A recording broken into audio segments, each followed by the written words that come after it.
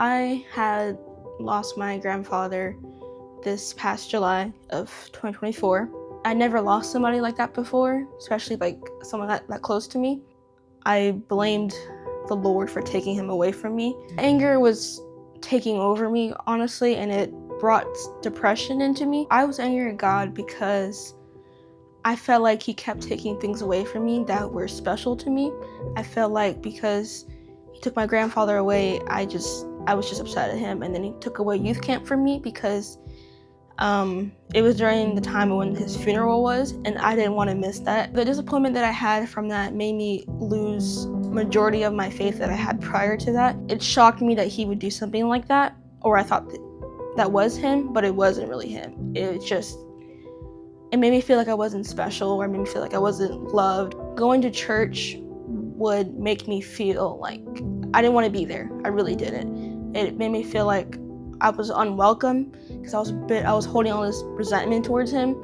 At Cash Fire Raleigh, they had a what was called the Encounter Weekend, where Duncan and Kate Smith kind of led this retreat of encountering the Lord and going deeper into him. It started bringing things back into my mind that I didn't know it was there. I began to realize that I felt that I was unworthy. I felt that I was unloved. I felt that I was in depression. I felt all these different things. I'm a teenager, so obviously I have a sort of a thing with my phone. And so I told myself and God, I said, this day on Saturday, I'm gonna put away my phone for the whole day and let you just speak to me. And he did, he really did. That night, it was like an hour, I think, of me just bawling my eyes out. I was sobbing over every little thing. It was crazy. And God started taking things that weren't supposed to be there out of my heart. He took the feeling of being unloved. He took the depression out of me. He took the anger and the resentment out of me. He started filling me up with the things that I was supposed to be filled up with. He told me that I was beautiful, and I was so insecure before that, and I didn't know how bad it was until he started to speak life back into me, and it just wrecked me. That's why I was crying so much. And then I just remember people praying over me, and it was just so special because I felt like I was back to myself again.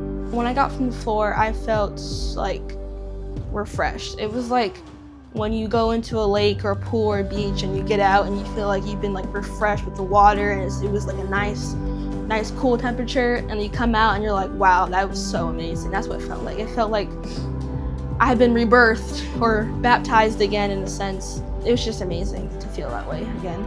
Now I feel like God is such a Heavenly Father. I feel like he's such a good father. He's the friend that I never knew I needed. He's just someone who breathed life back into me, and he's walking through me in every trial, and I'm so grateful to have him there. And he'll never know how much, well, he does know how much I love him. And now I know how much he loves me.